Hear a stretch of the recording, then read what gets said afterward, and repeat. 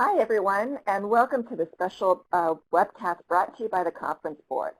I'm Dr. Solange Shara, a Distinguished Principal Research Fellow in the Human Capital Center, and also a steering committee member of the Total Rewards Institute. It's a pleasure to welcome you all today to this program, Pay Equity Beyond the Numbers. I'd like to introduce, sorry, I missed a slide. This webcast is approved for HRCI, SHRM, and CTE credits. If you haven't done so already, please click the link in the CEU request pod to sign up for available credits for this event. The pod is located in the bottom right corner of the webcast console. Remember to stay logged on for the entire webcast and respond to the 3 pop-up prompts throughout the program. Now I'd like to introduce you to our speakers today. Lisa Hunter, my colleague, is a Program Director and Senior Fellow for the Conference Board. She leads the Executive Compensation II and Compensation II Councils, as well as conferences related to Total Rewards. Lisa is also a member of the Human Capital Center Total Rewards Steering Committee and regularly contributes to Conference Board research. In addition to her work as Program Director, Lisa is an adjunct faculty member at the Cornell University ILR School and the founder of the Newport Consulting Group. She has extensive corporate and consulting experience in compensation, organizational effectiveness, and human resources management. Lisa works closely with boards and organizations on a broad range of issues, including total reward strategy, linking compensation with business strategy, performance management, and organizational change. Prior to establishing the Newport Consulting Group, she held senior human resource management positions at Time Warner, Simon & Schuster, and Home Box Office. Lisa is a graduate of Cornell University, go Big Red, with a degree in industrial and labor relations. She serves on the Cornell University ILR Dean's Advisory Council and has served as a vice chair of the Cornell University Council and as president of the ILR Alumni Association. Thank you, Lisa, for being here today. Our 2 guest speakers are Christina Litter. Christina is a Senior Director, Global Compensation at Mattel. She is responsible for driving global compensation programs to enable business performance and support Mattel's cultural transformation across 40 countries. Highly driven and seasoned compensation leader with significant experience in the design and delivery of global compensation programs that attract and retain talent and drive employee engagement, Christina is a strategic thought partner and influential advisor with global leadership experience across broad-based compensation, sales incentive compensation, executive compensation, global recognition programs, and global pay equity. Previously, Christina had held various HR CEO roles that has spent the majority of her career in compensation. She received a bachelor's degree in international political economy from the University of Puget Sound. She has been a member of the Conference Board Compensation Council for 2 years, thank you, and is actively involved in Mattel's employee resource groups for women and parents. So thank you, Christina, for being here today. Thank you. Last but certainly not least, Ernest is Vice President of People Strategy and Analytics at Salesforce. Ernest leads the team focusing on HR applications of predictive analytics and machine learning, HR strategy, program evaluation, organizational research, building technology solutions, and organizational transformation. The work is all in effort to deliver a consumer-grade employee experience, drive greater listening and understanding, and empower employees to help fuel the company's incredible growth and innovation. Ernest has more than 10 years of experience in applied research, nonprofit consulting, and human resources, including building workforce analytics teams at the Walt Disney Company and Salesforce, and conducting research into organizational effectiveness. Additionally, Ernest is an adjunct associate professor in human capital management at the University of Southern California, Fight On, and a colleague of mine in that institution. Ernest holds a Bachelor of Science in Psychology from UCLA and a PhD in Applied Developmental Psychology from Claremont Graduate University at Claremont University. Under the guidance of Dr. Mihaly, you got to help me with this last name. Name's Csikszentmihalyi. Thank you. One of the founders of the field of positive psychology, his research focused on the interaction between culture, creativity, innovation, leadership, and intrinsic motivation. I'm sure you can all agree that we have a stellar panel for you today to delve down into this concept of pay equity. So today, we're going to be discussing a few questions.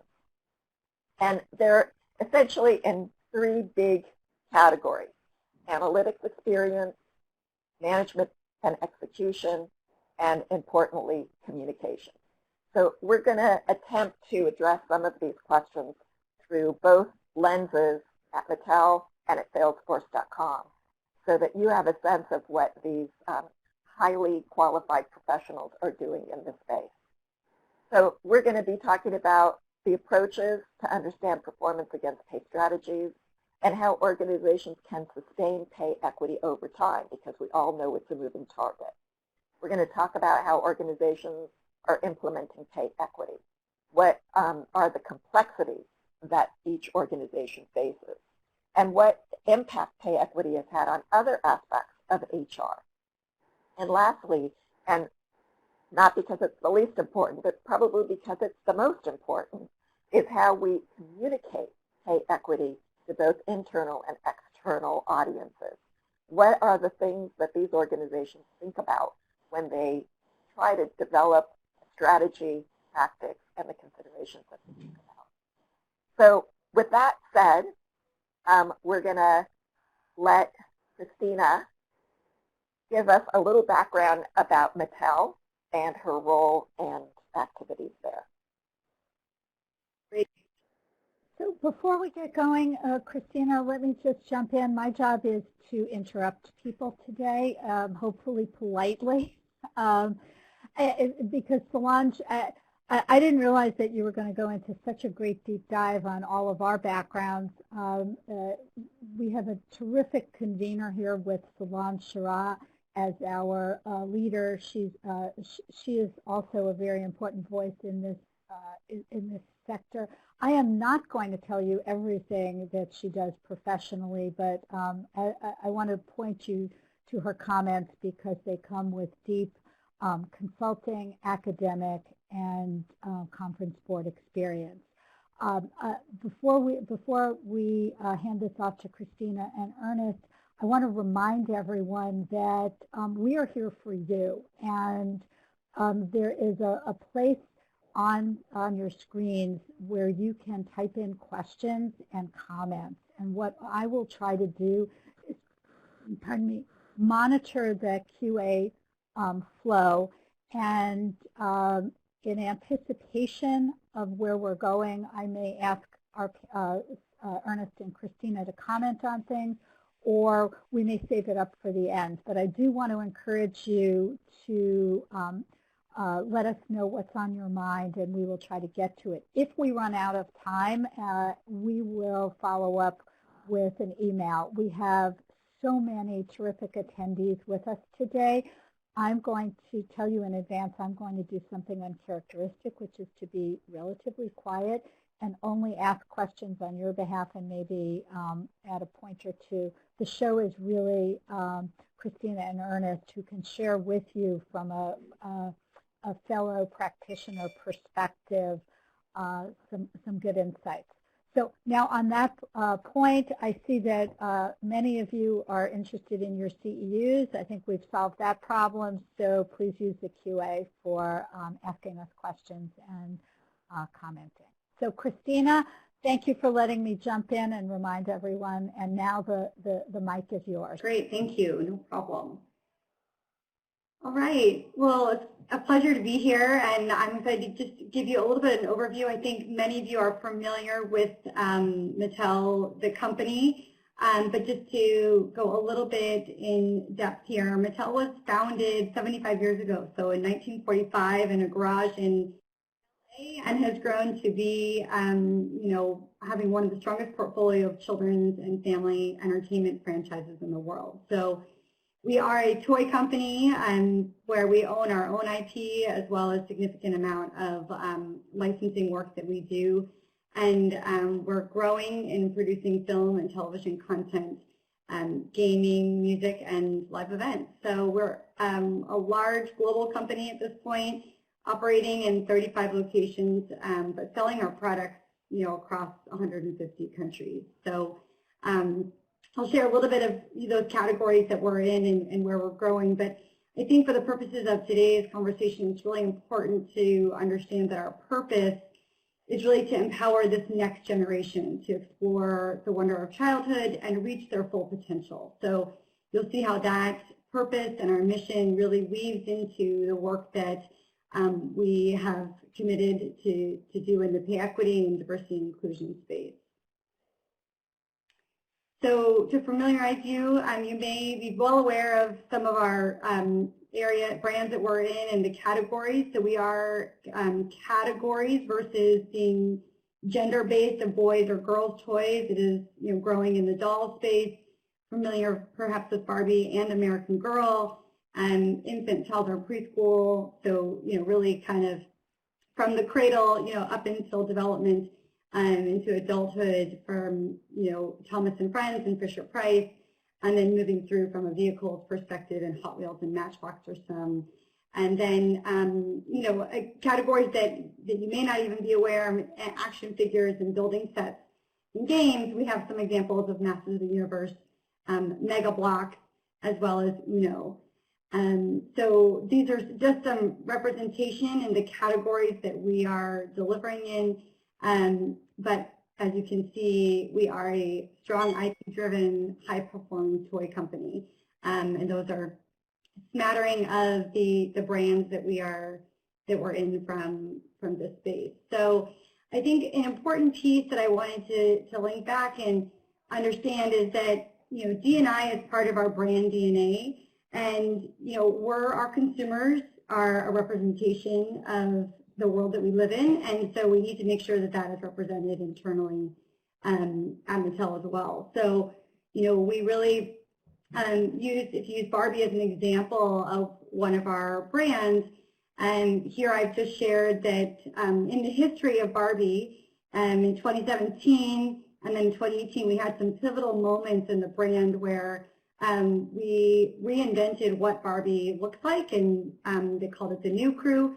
But just making sure that different skin tones and hairstyles were reflecting what we're seeing every day, and you know, in pop culture and in the kids' classrooms, wherever it may be.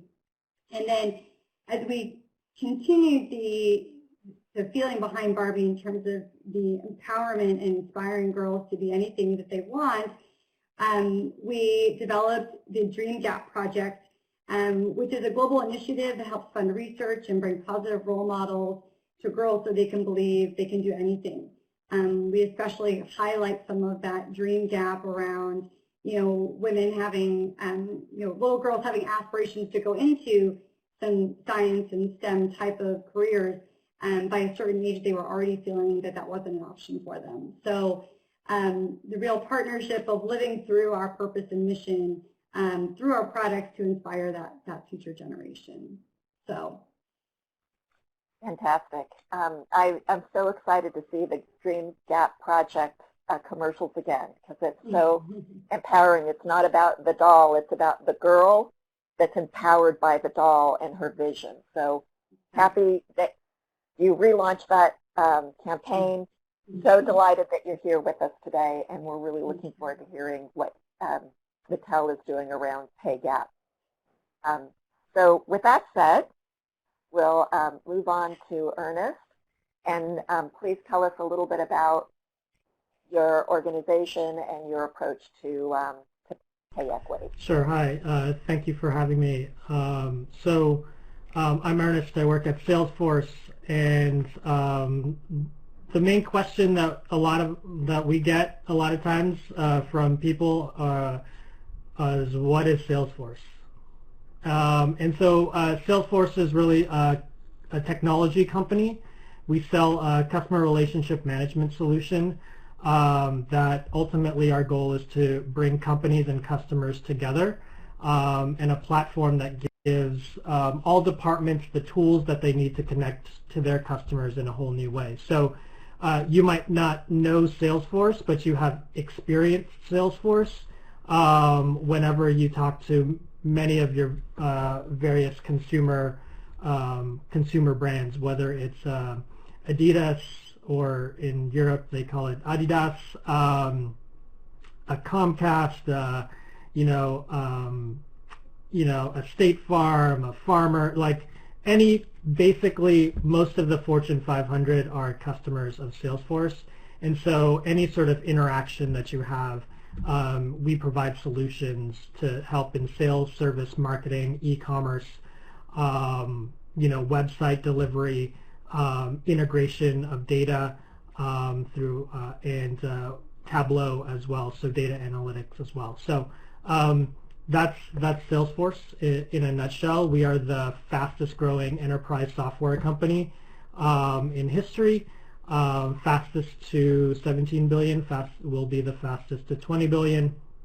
But we are also sort of a leader in philanthropy, a leader in innovation, and a leader of culture. Just to showcase that you can do well as a company while doing good to your stakeholders as well. So that's really the mantra that we have as a company. We are also a fairly young company. We're 20 years old, but we have 55,000 employees spread over 28 different countries, with a lot of our business sort of internationally as well. So we are not a small startup, as a lot of people might still think of Salesforce as. We are a very large company with a lot of customers around the globe as well. But the way that we approach equal pay is really grounded in the fact that we are a values-driven culture, and one of our 4 core values is equality. And so in everything that we do as a company, we try and live up to these core values. And so equal pay is just ingrained into what we do, because that is core to equality amongst our employee base. So that's sort of Salesforce in a nutshell. Yeah, that's great. And I personally have experience with the Salesforce.com product, and I can say that it is a fantastic product. So not necessarily, I mean, if I'm going to endorse dolls, I got to endorse Salesforce.com, and I have had personal experience with both of your products. So you have a loyal subject here. So thank you again both for being here. Let's talk a little bit now about the process around understanding equal pay and responding to that. And the first bullet was the analytics experience. So it's great to have a policy, it's great to have a practice, but you really need to understand how your organization is performing against those policies and practices. And I'm assuming, well, I don't have to assume because I know, because I've spoken to both of you, that you take an analytics approach when you look at your experience around pay equity. So can you just address a little bit about the process that you use, and let's let's start with you, Christina. Yeah, sure, happy to. So I think from a Mattel kind of practical analytics experience, it is, as we all know, something that is living and breathing and very dynamic. There is an annual review that we go through with an external third-party industrial psychologist group, along with outside counsel. So we work through that partnership hand in hand, and keep the kind of objectivity and analysis done by these third-party experts, and then the team then reviews it internally in terms of from a comp perspective, and then partner with our HR business partners. I think the key to this analytics experience is making sure you know how you're differentiating pay and what are those factors that are being applied consistently across your organization as you think about how you're attracting talent, and what are those important factors you have to determine as a company that will drive then your analytical experience. So keeping it at that 50,000 foot level, I think that's probably a good starting place as we get into this conversation. Yeah, and I think Lisa's got a question that she wants to raise. Uh-oh, we lost your audio, Lisa. And I think we lost Ernest completely. Okay, back. We lost Ernest completely. Well, this is why we are ready with plans. Well, A, it B, seems and that C. Ernest is still here. We just lost his video. I think so. That's good. There he is. Okay. So, there we go. So, before we proceed, one of the attendees asked a question that, we among ourselves have talked about a lot, and I think it does bear asking. And the question is, what's the difference between equality and equity? And what are some of our basic principles? And I know both Ernest and Christina, you've thought a lot about this before getting into your analysis in detail. I know we talk a lot about this topic. So, and I'm seeing notes here. Sure. Ernest, if we have you back, can you comment on the difference from your perspective and what your starting off point is, and then Christina jump in and give us your version. Yeah, I think we come from a place of equal pay for equal work, right? Just based on similarly situated types of roles.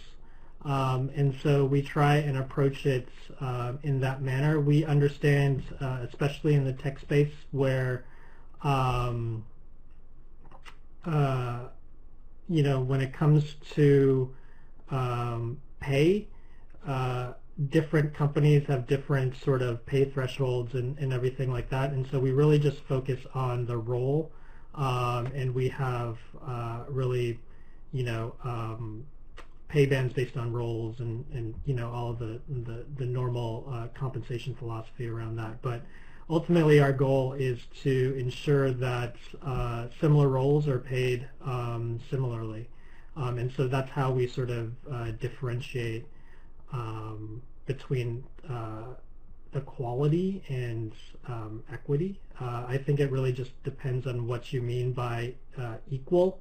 And so I think it is a much more nuanced conversation than just everybody getting paid the same depending upon the role that you're in. Yeah.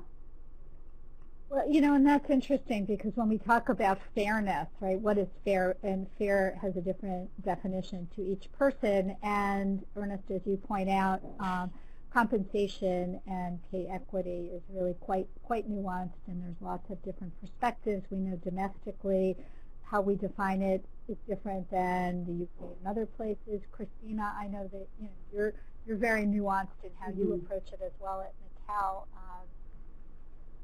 Builds on what yeah, and I think, Lisa, your mic is fading out a little bit, so let me jump in here. That question of equality and equity is really, really interesting. And if we think about pay equity from an analytics perspective, we need to be able to take into account different things that explain pay differences, because we're not we're not robots, and everybody brings something different to the job that's valued differently. Everyone performs differently in the job, right? So is it fair to pay the high performers and the low performers exactly the same amount of money because you want to create some type of equality? I think that anybody that's on this call that's in HR will say that we need to reflect in our pay how we value the employee and their contribution to the organization. So if we think about it purely from a data perspective, an analytics perspective, we want to control for things like tenure, performance, education, competency, skills. And if we can control for all of that, and what's left over is gender, then we have a pay gender issue, right? When we can say, all things being equal, these two people are exactly alike, but one is getting paid more and one is getting paid less, and the only thing we have to explain that is gender. I think that's when we have a problem. Yeah, I think the key here is that there's pay parity that we're focusing on for equal pay for equal work, and then the company needs to determine again what are those pay factors that you're going to hold consistent to differentiate for those elements, because that may be different in in a Salesforce versus a Mattel versus another company of like what is the value, but to be consistent about that application. Yeah. And I think the next set of questions is around management and execution. And we had an interesting conversation about how you deal with this on a global basis, which is one of the things that our participants want to hear about. So both Christina and Ernest, you're in global organizations. So how do you execute on pay equity on a global basis? What is your reference point? What are your benchmarks? Yeah, I can start and then Ernest can jump in as well. I think from a global practice, there's many take one kind of proactive approach to first just consistently look across globally, and you would do that by country, and again looking at similarly situated employee groups, controlling for geographic differentials, and then then you layer in what is legally required per country or per state. So while there are a lot of complexities there, I think what we've seen as best practice is looking at taking that wide net, using similar controls for the way you're differentiating pay in your organization, and then layering in what are those unique local requirements, which we know exist in France or UK or Canada, and those will continue to grow country by country. But I don't think if you've got a global pay philosophy and approach that you should be able to apply that analysis similarly across differentiating by geographic. Agreed. I think it really is around which factors and which controls are you considering. One that you want to consider, ones that are legally sort of things that you can consider, things that and so it really is the controls in which you are putting into the equation that really help to solve some of these questions that I see here on the chat, really around geographics, qualifications, performance differences. Like all of those things are documented in your systems, or should be documented in your systems, and so those are the things that you should be ready to, to showcase when you do get challenges to pay equity, right? So all of that data is available, pay bands, pay differentials by geographic locations, and it just becomes sort of what is your pay philosophy for your company in terms of how you utilize that. And how do you manage the managers, right? So if we've got a system that we feel is supporting pay equity in the organization, how do you get managers to actually embrace that and pay attention to it? Ernest, yeah. So how do we get them to pay attention to it is really a lot of it is we push the decisions down to them, and then we give them back sort of a reflection of, like, how did you do on this, right? So we do equality checks. We have the data that's aggregated up so that their leaders can see it as well in terms of how they've distributed their rewards or pay by gender, by race, ethnicity, so that they're informed sort of participants in the process. So part of that is, for us, is really arming them with the feedback and the data in terms of what their decisions have been, and so that's how we help them be more involved and be more mindful of the impact that they can have. That's a great word, mindful. Yeah. What happens in Mattel in terms of managers embracing? Ours is a little different. I think we have, really tried to make some systemic changes to help managers make some of those discipline decisions. So whether it's from a new hire offer approach, there's a really close partnership with TA, and then the hiring managers are not making those decisions. That is that is being recommended and coming from the HR team, so that we will explain, why we're making this offer and how we're making this offer. But instead of individually all these managers making decisions in a silo without looking across, it really is supporting our kind of pay equity efforts. So we kind of gone through all of our different comp programs to ensure that we're either supporting managers to make the right decisions and supporting them through that process, but also taking some of the discretion out of it, so that there's less one-off decision making that they really aren't making without understanding the whole picture. But I think a key part for us was rolling out, and we'll talk about this in a minute in terms of communications, when we rolled out our D&I strategy and the accountability, we're asking all leaders to continue to uphold and deliver on our D&I practices and goals. It really helps to reinforce that this is coming from our CEO and be built into the culture, similarly how Ernest shared about Salesforce. It's really built into the culture so that managers expect this of themselves to make a mindful decision about pay. And have you seen any direct relationship between this mindfulness, this policy around pay equity, and other parts of the HR function, like retention or attracting employees, retaining them, mobility? So do you measure that? Do you think about that? And have you seen a difference in terms of your pay equity philosophy on the other, sub-functions of HR? Yeah, 100%. We've seen,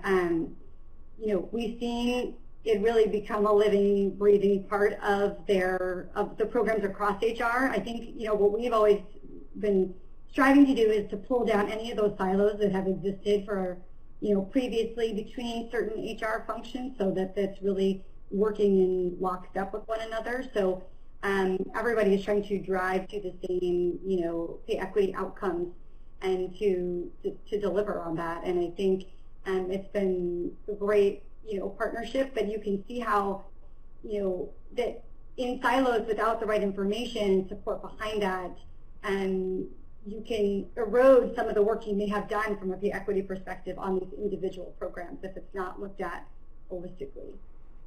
I think just to add on to that, I think it really is dependent upon your business strategy and the place that your company is in. A company like Salesforce, we're growing 20% in headcount year over year. In certain regions, it's 30 to 40%. And sometimes the market is just going to outpace what we can do internally. And so this is an ongoing process, right? This is an ongoing system that we are trying to build within Salesforce, because we have to balance our ability to hire and keep up with the market with providing also internal equity as well. So like these are all the sort of trade-offs that we have to think about and we have to make, and it really just depends on where your company is at in the stage that they're at and what considerations that they want to put in, right, in terms of the amount of control. Like Christina was saying, like they've got a lot more control over starting pay decisions and things like that, as opposed to us where we drive that decision down to the hiring manager, and as a business strategy we take it into account that, well, maybe we're going to have to catch up and we're going to have to adjust some things because everybody's trying to just hire at a massive scale. So those are the trade-offs that we have to make. And it's interesting that you have different approaches in terms of the degree that you control these processes in the organization, and yet you're both still successful at achieving your desired outcome. So there isn't one size fits all. It's really what works within the organization and what's aligned to corporate culture and corporate processes. So I think that's great that these two examples, are sort of different, and yet they work really well for you. Lisa, do you have any questions that you want to ask? Yeah, so it's, several of the things, and I've been watching the chat as well, it bears repeating. I think the reason that Christina and Ernest organizations are able to move forward the way they are is that they've paid a lot of attention to the foundational elements. They have addressed what's right for their business, where, assessed where they are in their talent objectives, what are your business imperatives, what can you afford to do, and also understand, what are the many variables we're dealing with. In the chat, we've talked about, some of the current events that are confounding us with COVID and moving to remote work.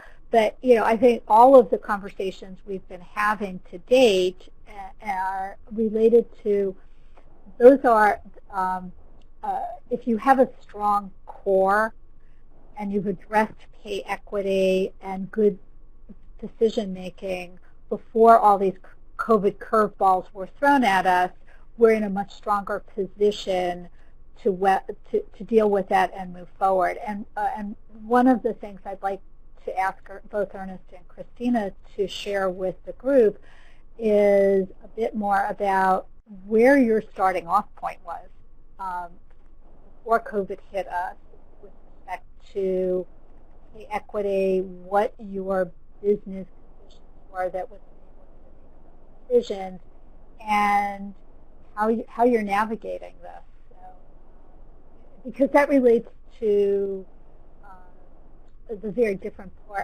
parts of your business cycle that you're at. So, Christina, I know Mattel has had any number of successes on pay equity and how you've tackled it, but you're also navigating a lot of business challenges. Can you talk a bit about how you are marrying the two and helping your managers make the decisions that are appropriate? Yeah. And I'm hearing that my audio may be going in and out, so apologies for that. Christina, these are questions I've asked you before, so hopefully. Yeah, I think I caught most of it. I think, this is not new for us, so we have, in terms of pay equity, so we've, continued to stay super disciplined about our approach. Before COVID, during COVID, I think there's some, I see some questions around geographic movement and remote work and things like that are things I think all HR and comp professionals are beginning to tackle to see how the market is really going to move. I mean, we really tie ourselves to market movement, and so again, it goes back to what are the factors that you're going to use. You need to apply them consistently. So if you are going to make a decision that we are going to have geographic differentials, let's just use an example within the U.S. or not, then you need to make that decision and then drive that equally consistent in your approach. And whether you need to do that, maybe there's certain industries or functions where in certain maybe technology functions or industries are going to require it to not have geographic differentials because that demand for that cost of labor is there. So again, you have to come back to who are you trying to attract, what is that outcome that you need at the end of the day.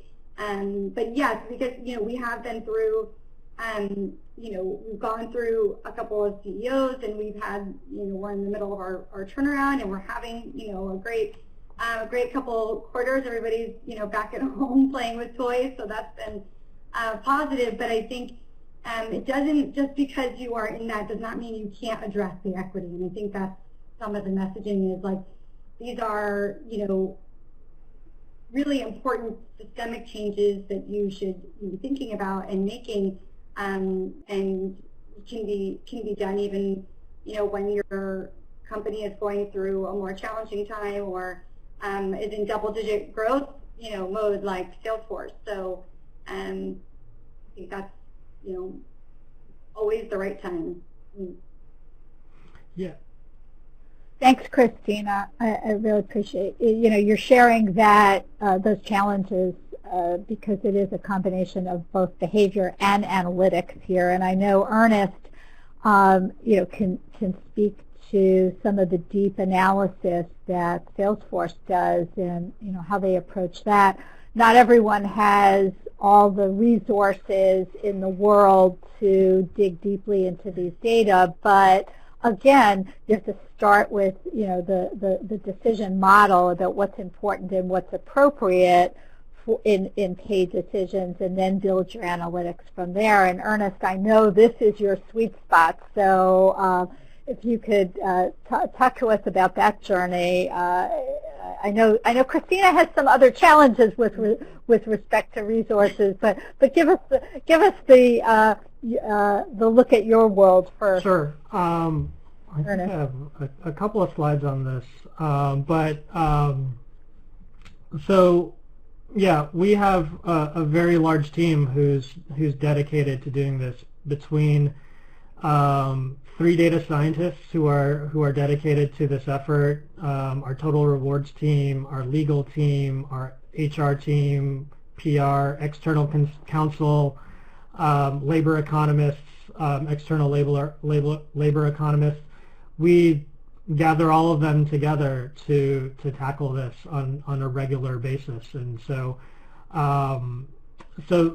but it all has to be grounded in what is your strategy, right? So pay is a component of your employee value proposition, right? And so it really is about that value proposition. And so to answer some of these questions around location, it all starts with what is your strategy, just like Christina said. Like maybe for certain roles you don't have geographic differentials, but in certain roles you can. Maybe in certain roles and in certain locations you want to pay a little bit above midpoint, or you want to pay at the 90th percentile versus the 50th versus the 70th. Like that's all into consideration, and that's what we take into consideration in terms of the various factors that we put into the model as well. So those are all important things, and those are important choice points to make as a company as well. And so we have this great team. You know, we utilize a bunch of different resources, open source resources on Python to do data prep. We have a vendor that we partner with. And then how do we build it into the system? We build these dashboards on Tableau that we give access to so that relevant stakeholders can all monitor the ongoing process when it comes to pay, how people are doing against their compa ratios and all that kind of stuff. So it's a whole ongoing system that we've been building with a team. That's why we've involved our HR business partners, our recruiting partners, everybody to really create that supportive system to help us drive pay equality.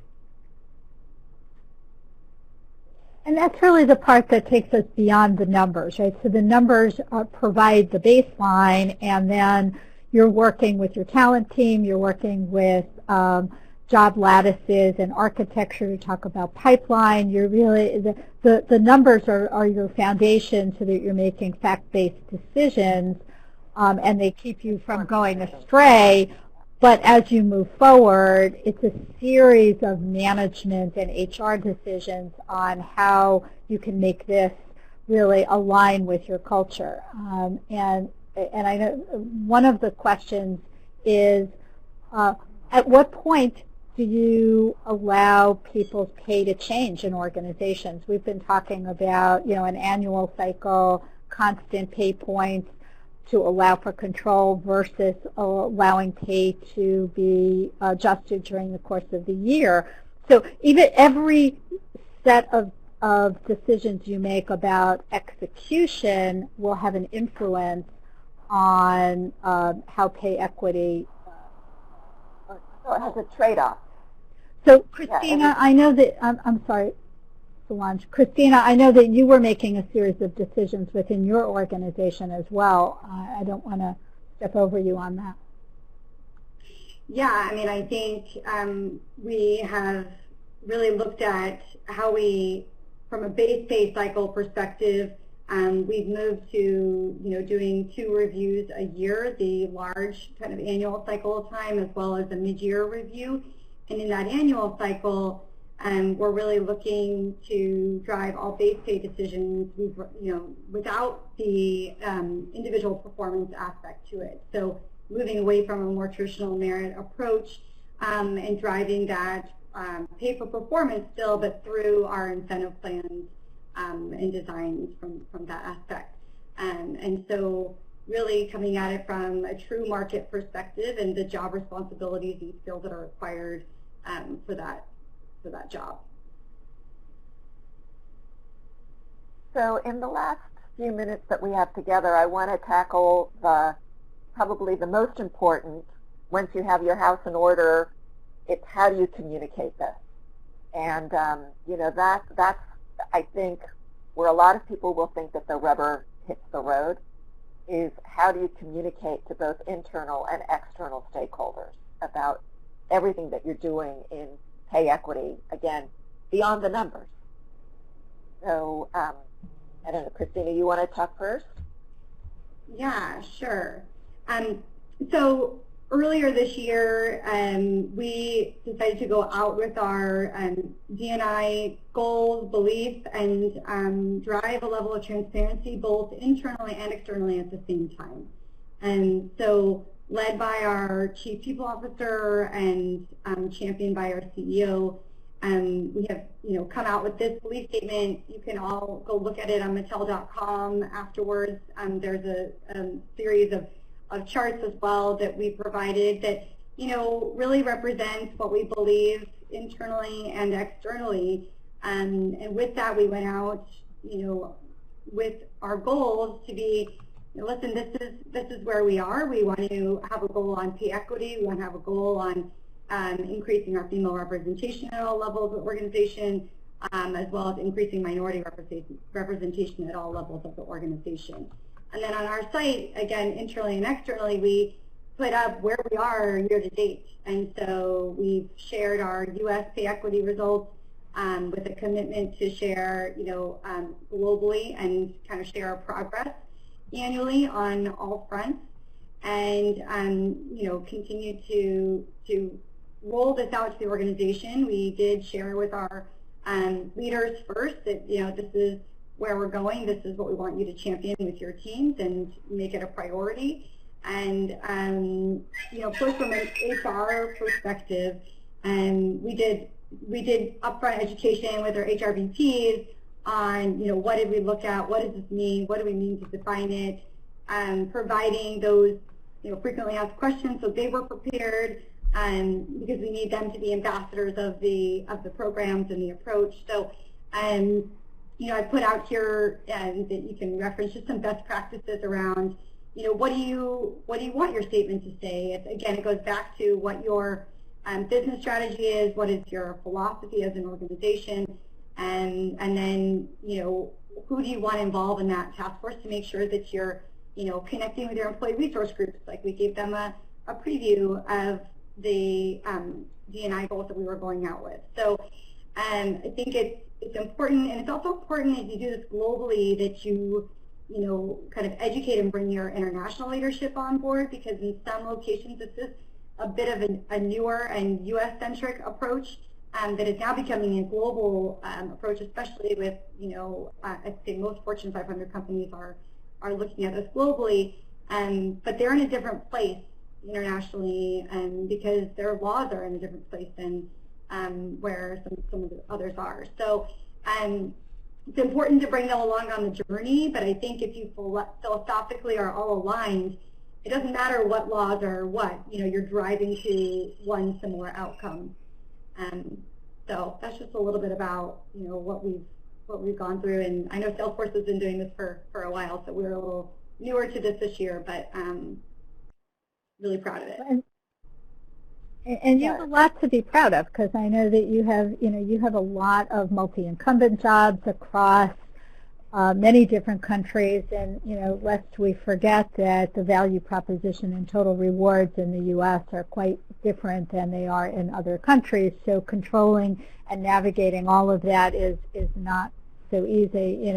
We're just stubbing our toes on remote work right now and trying to figure out how to make that happen. So Christina, you've done a wonderful job, as have your predecessors in that respect.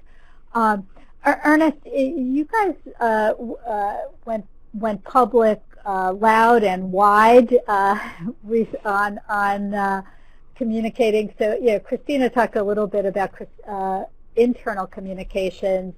Ernest, maybe you could share a bit more about communicating to stakeholders and clients and the like, and things we need to watch for.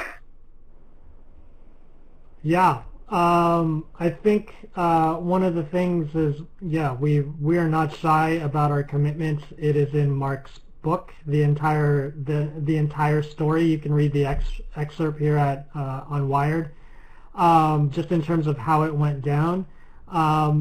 But I think one of the things is, like, if we profess to have equality as a core value, we have to live up to that value, and we tell that to all of our stakeholders. And the reason we are also very loud about it and transparent about it is also because that holds us accountable as well, right? And the external pressure is just as important as the internal pressure when it comes to these types of issues. And so we talk about it externally. It's published in press. We put it on our website. I think the more nuanced aspects of equal pay, we're still trying to work through the comms aspect of it, because Ireland has one way of calculating it, France has another way of calculating it, Switzerland has another way of calculating it, the UK has another way of calculating it. But ultimately what we try and communicate internally is, this is our methodology, this is what we are evaluating on, these are the components in terms of OTE, right, and factors such as X, Y, and Z. And so we try and be upfront with our employees so that when other things that we have to publicly put, like in terms of our pay differential or pay gaps, that aren't calculated in the same way with the same type of nuance, which sometimes tend to be very blunt instruments that lump all job grades together and aren't controlling for similarly situated situations. We have to explain that as well, and so that's why we are more sort of out front about what we do, how we do it, so that there isn't this we mitigate some of that misunderstanding that comes with some of the external compliance-based reporting that we have to do around equal pay. And this is not a static population, so and I think you experienced this firsthand at Salesforce that 100 hitting 100% of what you were going for is a moment in time, but the world does not stop at that moment in time. So I think we only have a few minutes left here to talk about how do we move forward. Well, let's shift a little bit with your final words of wisdom. So if each of you had to provide one piece of advice to our participants today in terms of understanding or addressing pay equity issues in the organization, what would that one piece of advice be? Ernest, let's start with you this time. My one piece of advice is ask for help. Consult your external counsel. Like the actual analyses is fairly straightforward, right? It's not super complicated, but ask for help. Ask for help from your external counsel because they have probably years and years of experience on this, and so we've really leaned on our external counsel to help us on navigating some of the minefields. And so that's what I would say is my one piece of advice is you're not in this alone. There are a lot of people who have done this before, and ask for help. Fantastic. And Christina, what? Well, now I get two pieces because I echo what Ernest says, and okay. I would also say you just have to take the first step and look into the whole infrastructure, like figure out what your baselines are, and then start to make those steps, and it will. All of the actions coming together will help set you up for ongoing sustainable success, which is really key. You can do the analytics, you can fix it one point in time, but if you don't address kind of the behavioral and programmatic elements, then you're going to just keep spinning your wheels. And I'll add in a piece of advice and guidance which also addresses a question. You don't need big, complex systems to do this. You have to start, and over the years, we did this before we had PCs. I mean, we did this before. We did this pre-Excel, because it's not about just the numbers alone. It's about going back to fundamentals, understanding the jobs, understanding what are the real requirements for the position, not just the ones that look good on paper, assessing your incumbents against those requirements and making pay decisions that are validated. That and that you can do on a spreadsheet once you're as long as you've got the pieces clearly in mind. So that's my advice. Go back. And most importantly, understanding the strategic impact of what you're doing at a higher level, at the enterprise level, because it's all connected back. So the numbers are easy. It's making decisions about the actions to take on the numbers that get complex. With that said, we're just at the 3 o'clock mark. I want to thank our panelists, Christina and Ernest. It was fantastic. How great insights we got from you today. 2 different organizations, 2 different approaches, and successful outcomes for both of your organizations. So thank you very much. Thanks for having me. A pleasure. And just in closing, I'd like to share some resources and upcoming events of the conference board that you may be interested in. Our 2020 Employee Financial Wellbeing Conference will be held on December 8th and 9th. As an attendee of today's webcast, you can join us at a complimentary rate by using the code WEBNOV17, WEB November 17th. So, scoot on over and sign yourself up.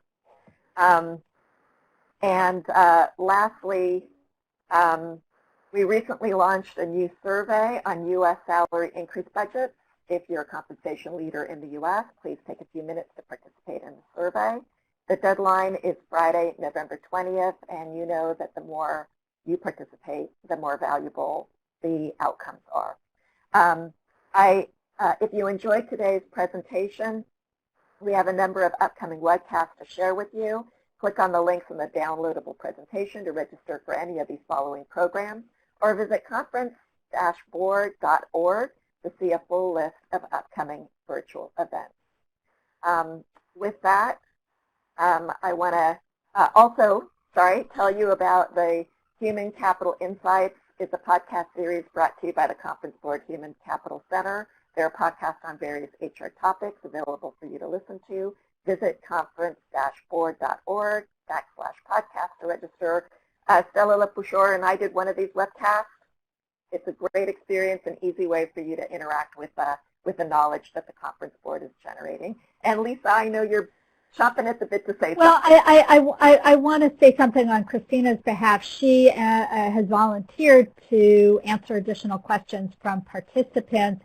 We only get to scratch the surface on these, so if you have questions that you'd like to direct her way, you can reach out to her directly, or you can send them to us, and we'll make sure that they're passed along. And Ernest, I'm sure that you'd be happy to answer some questions as well. So that was what I was asking for floor time for. Thank you again. If you are a Conference Board member, we value you. We appreciate you. If you are not a Conference Board member, look into it. There's so much value here and in the community and with the thought leadership that this organization puts out. You cannot go wrong. So with that, I want to thank Christina and Ernest and my cohort in crime, Lisa Hunter, and hopefully we'll see you on the flip side. Thanks, everybody. Thank you, Solange. And thank you to all attendees.